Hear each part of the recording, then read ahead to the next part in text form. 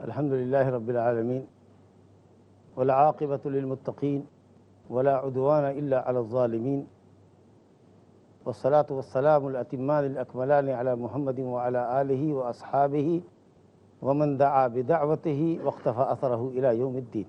اما بعد فاعوذ باللہ من الشیطان الرجیم. یظنون باللہ غیر الحق ظن الجاہلیہ یقولون هل لنا من الامر من شیء قل ان الامر كله لله. وقال تعالى الظانین باللہ غیر الحق ظن الجاہلیہ. محترم حاضرین، اللہ سبحانہ و تعالیٰ سے حسن ظن رکھنا یہ توحید کے واجبات میں سے ایک اہم واجب ہے. کبھی بھی ایک مومن کے لیے جائز نہیں ہے کہ وہ اللہ سے سوء ظن رکھے، برا گمان رکھے.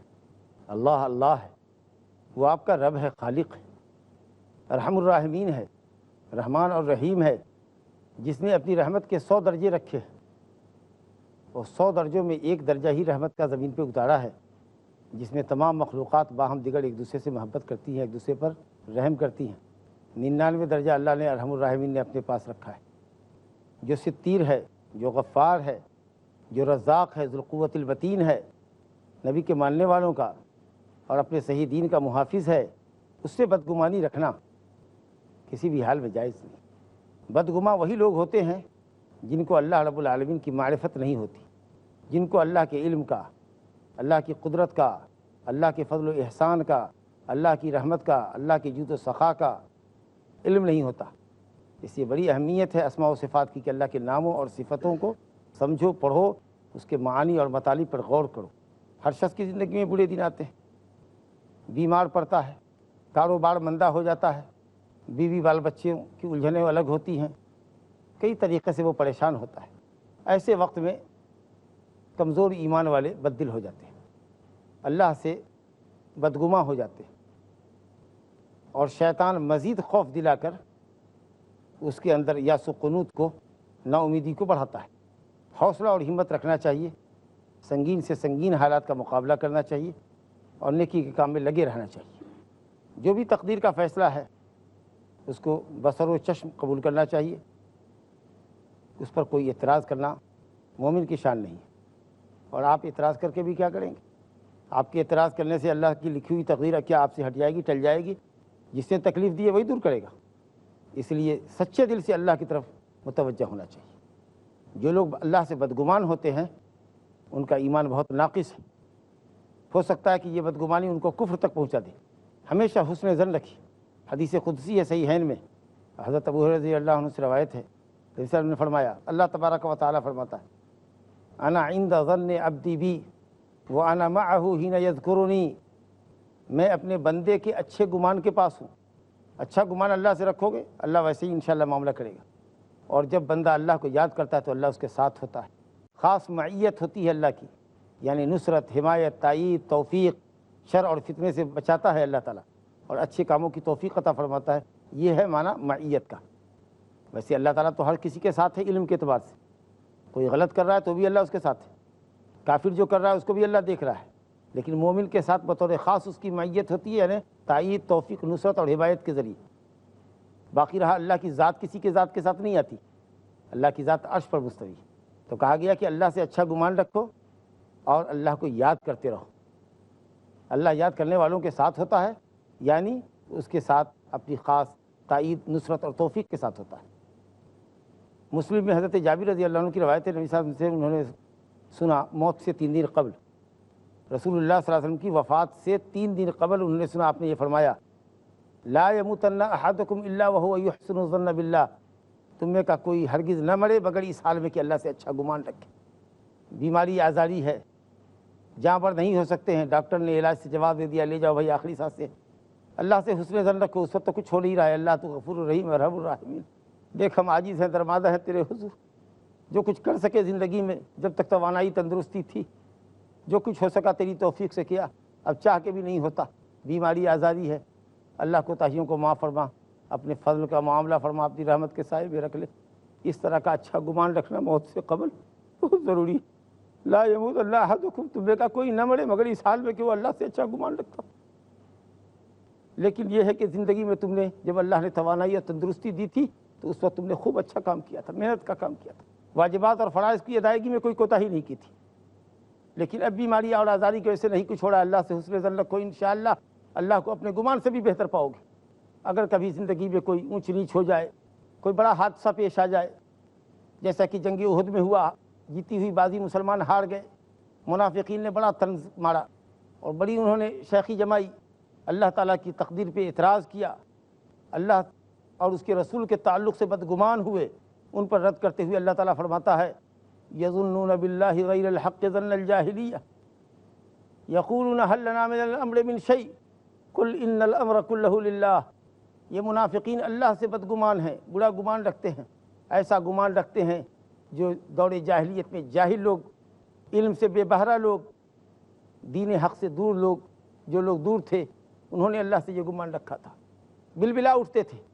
تو انہوں نے یہی گمان کیا جنگ احد کے تناظر میں، یظنون باللہ غیر الحق ظن الجاہلیہ یقولون هل لنا من الامر من شیء، کہتے ہیں کہ کسی معاملے میں ہم کو کوئی تھوڑی نہ اختیار ہے، کاش کہ وہ یہ کہتے کہ ہم کو اختیار نہیں ہے، اختیار کل کا کل اللہ کو ہے۔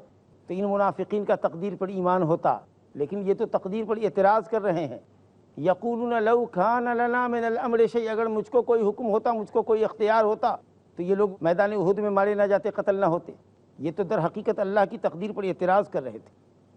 کاش کہ وہ یہ کہتے کہ بھائی ہمارے پاس تو اختیار نہیں ہے، ہم نے تو کوشش کی، اختیار کا مالک تو اللہ ہے، تو یہ تقدیر پر ایمان ہوتا۔ تقدیر پر اعتراض کر رہے تھے کہ اگر میرا حکم ہوتا، میری بات مانتے، مجھ کو فالو کرتے تو یہ دن آج دیکھنا نہ پڑتا۔ حل لنا من الامر من شیء، اللہ تعالیٰ کہتا کیوں تمہارے لیے امر ہوگا؟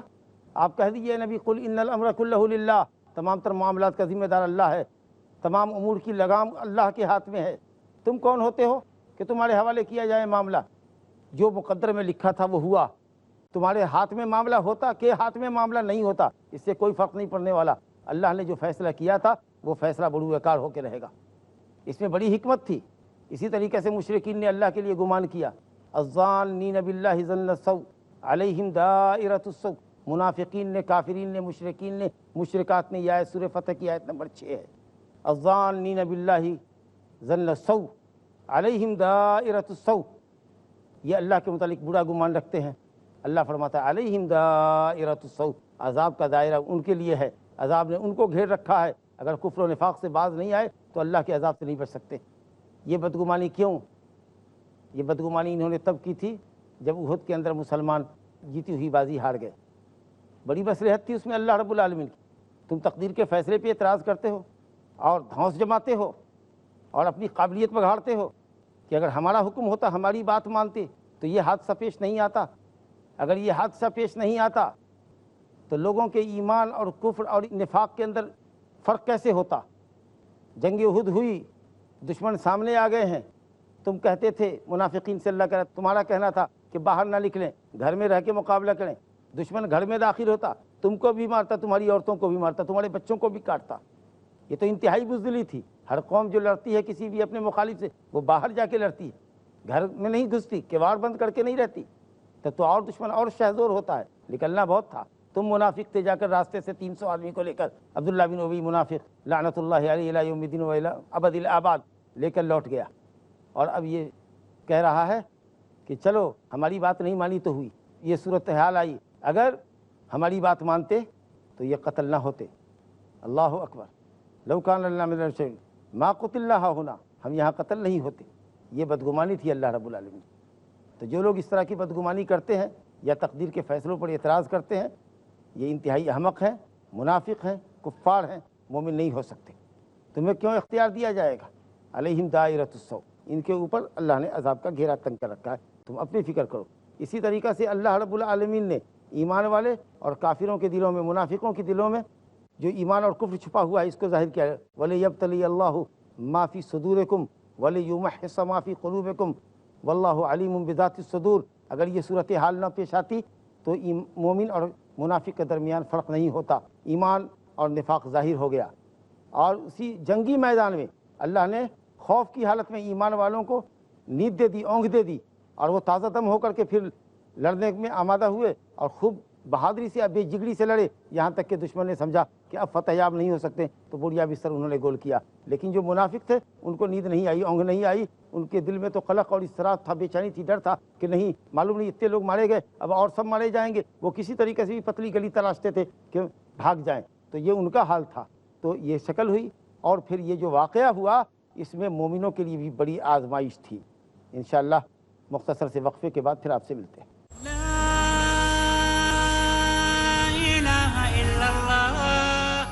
وقفے سے قبل آپ سے گفتگو ہو رہی تھی کہ احد میں جو کچھ بھی پیش آیا اور صلح حدیبیہ میں جو کچھ بھی پیش آیا، بڑی کد و کاوش کے باوجود بھی نبی صلی اللہ علیہ وسلم اپنے صحابہ کرام کے ساتھ عمرہ کرنے پر قادر نہیں ہو سکے، واپس آئے، مشرکین نے جانے نہیں دیا، صلح ہوئی۔ اس موقع پر بھی منافقین نے اور مشرکین نے خوب چٹکیاں لی تھی اور اللہ اور اس کے رسول کے تعلق سے بڑا برا گمان کیا تھا۔ دیکھیے یہ جو آزمائش ہوتی ہے، اور کبھی کبھی جیتی ہوئی بازی آدمی ہار جاتا ہے، اور کبھی اللہ رب العالمین مومنین پر کافرین کو فتح دیتا ہے، اس میں بھی بڑی حکمت ہوتی ہے۔ مسلمانوں کے دلوں کا بھی تصفیہ ہو گیا، تزکیہ ہو گیا۔ انسان کی طبیعت کے اوپر، انسان کے دل کے اوپر اس کی طبیعت کبھی کبھی غالب ہوتی ہے، خواہش نفس غالب ہوتی ہے، اور پھر شیطانی اور شہوانی خواہشات غالب ہوتی ہیں۔ یہ ایک چونکانے والا واقعہ تھا مسلمانوں کو۔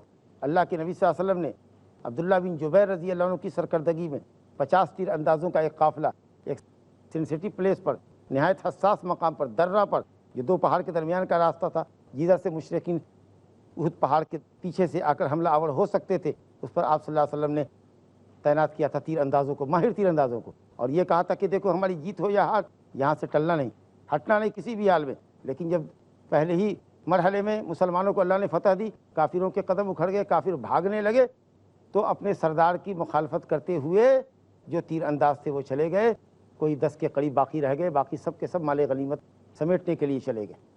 نبی صلی اللہ علیہ وسلم کے حکم کی مخالفت کی، یہاں اپنے کمانڈر کو انگوٹھا دکھایا، ٹھینگا دکھایا، بھاگتے ہوئے گئے۔ حضرت خالد بن ولید رضی اللہ عنہ جو اس وقت کافروں کی کمانڈنگ کر رہے تھے، اصل قائد تو ابو سفیان تھے، لیکن خالد بن ولید بھی کمانڈر تھے، اور وہ بڑے جنگجو آدمی تھے، بڑے بہادر تھے۔ انہوں نے اس موقع کا فائدہ اٹھایا اور پیچھے سے انہوں نے حملہ کیا، اور شیطان نے بھی مدد کیا، پیچھے سے حملہ آور ہو۔ نتیجہ یہ ہوا کہ آئے لوگ مال غنیمت سمیٹتے ہیں، اور خالد بن ولید اور ان کے ساتھی کفار کی تلواریں مسلمانوں کی گردنیں کاٹ رہی ہیں۔ یہ تماشا لگا مسلمانوں کو کہ تم نے اللہ کے رسول کے ایک حکم کی مخالفت کی تھی، دیکھو اس کا کتنا بھیانک انجام تمہارے سامنے آیا۔ اگر تم اس مقام پہ ہوتے جدھر سے دشمن پیچھے سے حملہ آور ہو سکتا تھا تو تم اس کو روکنے میں انشاءاللہ کامیاب ہوتے، لیکن تم نے محاذ جنگ چھوڑ دیا۔ تو مال و دولت کی ایسی حرص نہیں ہونی چاہیے، اور اللہ اور اس کے رسول کی بجا آوری کا جذبہ بھرپور ہونا چاہیے۔ اور کبھی بھی تم اگر مخالفت کرو گے تو آئندہ بھی اسی طریقے کے دھکے لگتے رہیں گے۔ یہ بہت بڑی بات تھی۔ وَلِيَبْتَلِيَ اللَّهُ مَا فِي قُلُوبِكُمْ، کفر اور نفاق کو اللہ نے ظاہر کیا، مومنوں کا ایمان اور منافقین کا نفاق ظاہر ہو گیا اس جنگ میں۔ وَلِيُمَحِّصَ مَا فِي قُلُوبِكُمْ، اور ایمان والوں کے دلوں میں جو آلائش تھی، جو طبیعت کا غلبہ تھا، جو مال کی محبت تھی، جو جذبات تھے، اللہ تعالیٰ نے اس کو صاف کر دیا کہ اسلام کے تعلق سے خالص جذبہ ہونا چاہیے، اور آدمی اللہ اور اس کے رسول کا حکم بجا لانے والا ہونا چاہیے۔ یہ صورتحال تھی، اور بھی اس کے علاوہ بہت سارے فوائد تھے۔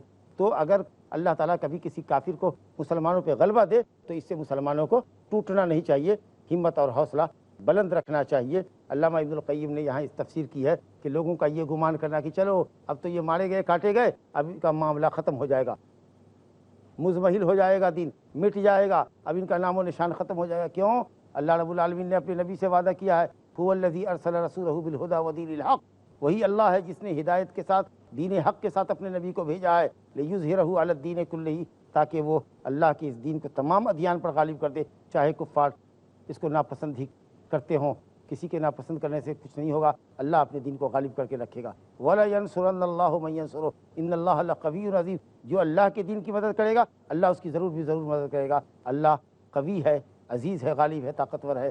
اسی طریقے سے وَكَانَ حَقًّا عَلَيْنَا نَصْرُ الْمُؤْمِنِينَ، اللہ نے فرمایا کہ ہم پر یہ حق ہے، ہم نے اپنے اوپر یہ حق لازم کیا ہے کہ ہم مومنوں کی مدد کریں گے۔ إِنَّا لَنَنْصُرُ رُسُلَنَا وَالَّذِينَ آمَنُوا فِي الْحَيَاةِ الدُّنْيَا وَيَوْمَ يَقُومُ الْأَشْهَادُ، ہم ضرور بھی ضرور رسولوں کی، ایمان والوں کی مدد کرتے ہیں دنیا میں بھی اور آخرت میں بھی۔ اللہ نے نصرت و حمایت کا وعدہ کیا ہے۔ تو منافقین کا یہ کہنا ہے کہ ان کا معاملہ ختم ہو جائے گا، یا اس کو تقدیر کا فیصلہ نہیں مانا کہ یہ مقدرات تھے، یہ کہہ رہے تھے کہ مسلمانوں نے گویا ان کے حساب سے، منافقین کے حساب سے بے وقوفی کی کہ گھر سے باہر نکلے. ان لوگوں نے بے وقوفی تھی جن کو منافقین نے روکا کہ مت جاؤ، لیکن وہ گئے. یہ ان کی بے وقوفی تھی. یہ کہنا چاہتے ہیں.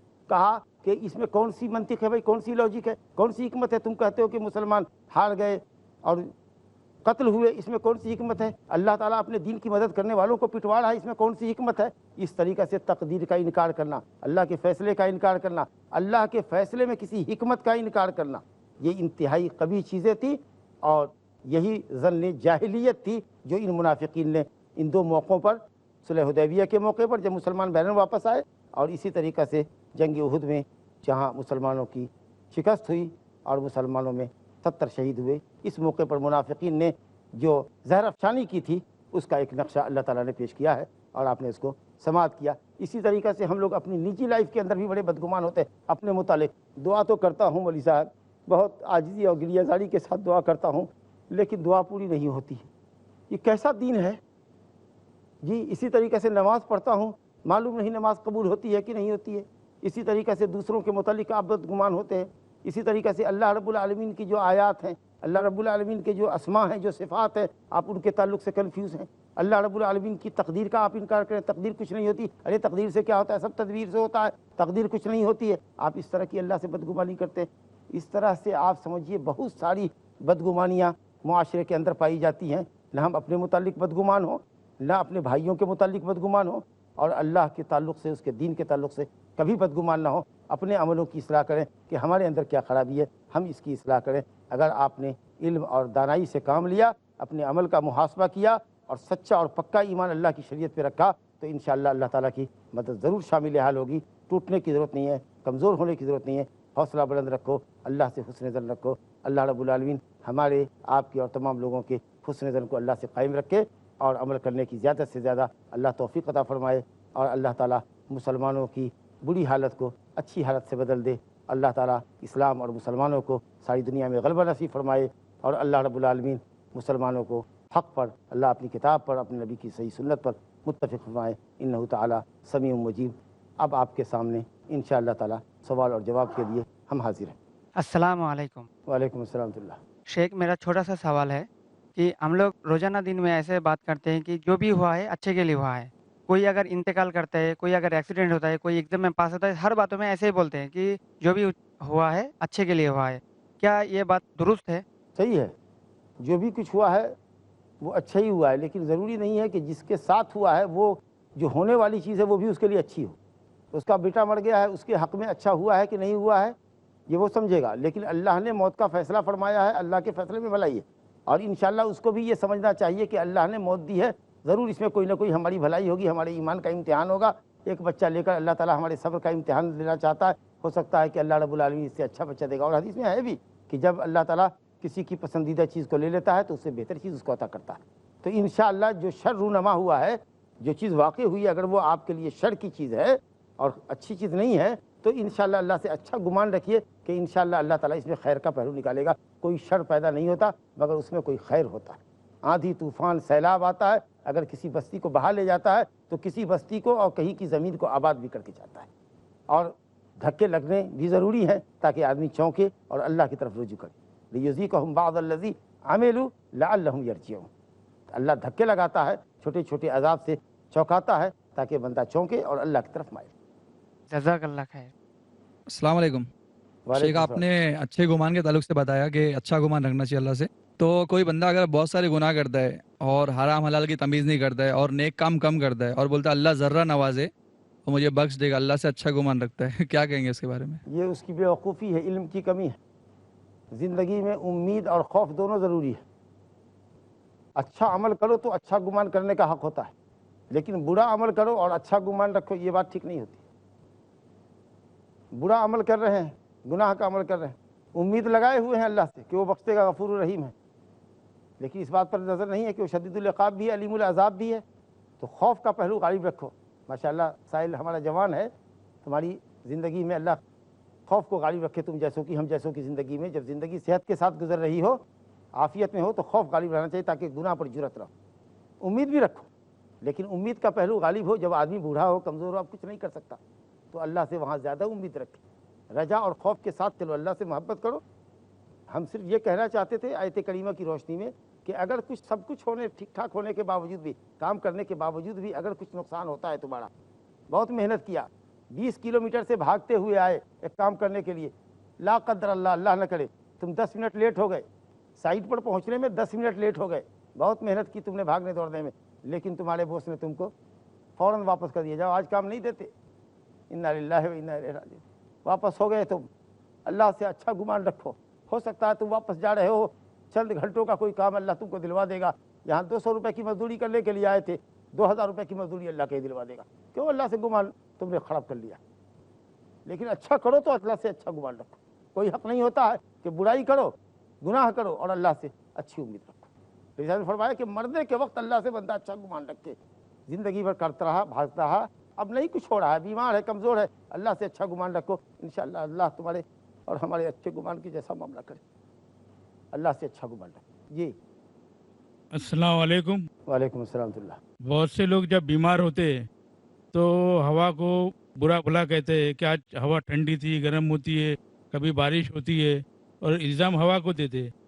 تو مطلب یہ ان کو کیسے سمجھایا جائے کہ یہ الزام ہوا کو نہیں دینا چاہیے؟ یہ بات تو بالکل سمپل ہے کہ بھائی ہوا تو خود نہیں چلتی، ہوا کو تو کوئی چلانے والا ہے اور وہ ہے اللہ۔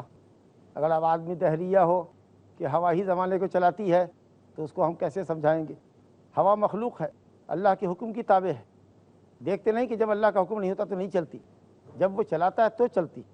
گرم ہوا چلتی ہے، سورج کی تپش گرم ہوتی ہے، پتے جل جاتے ہیں، ایسے لوگ سورج کو کیوں نہیں گالی دیتے؟ سورج کو پوجتے ہیں اس لیے، وہ بھی تو مخلوق ہے، اس میں تو بہت تیزی ہے، کبھی گرمی اتنی شدید ہوتی ہے کہ باغات جل جاتے ہیں، زمین تپ جاتی ہے، انگارہ بن جاتی ہے۔ سورج کو گالی لوگ نہیں دیتا، بالکل نہیں دینا چاہیے، اسی طریقے سے ہوا کو بھی نہیں گالی دینی چاہیے، یہ گالی اللہ تعالیٰ کو جاتی ہے انڈائریکٹ، جیسے یہ حرام عمل ہے۔ یہ کہنا بے موسم برسات ہو رہی ہے، نعوذ باللہ، کچھ کہتے ہیں کیا بے وقوفی ہے، بے موسم برسات ہو رہی ہے، کس کو آپ بے وقوف بنا رہے ہیں؟ آپ بے وقوف ہیں یہ بات بولتے، آپ کے لیے بے موسم ہے، ہو سکتا ہے آپ کے لیے سزا ہو، ابھی مارچ کے اندر بعض علاقوں میں سردی ہے، اپنے عمل کا حساب لو، کیوں اس کو بے وقوفی کہتے ہو؟ کب گرمی پڑے گی، کب سردی پڑے گی، وہ جانے رب العالمین، فیصلے پر اللہ کی راضی رہو، بدگمانی مت کرو، کفر کا کلمہ زبان سے نہ نکالو۔ جی السلام علیکم شیخ۔ وعلیکم السلام ورحمۃ اللہ۔ ہمارے کچھ بھائی کہتے ہیں کہ اگر اللہ تعالیٰ سے محبت کسی امید یا اس کے خوف سے کیا جائے تو یہ اصل محبت نہیں ہے، تو کیا ان کا اللہ کے بارے میں یہ حسن ظن صحیح ہے؟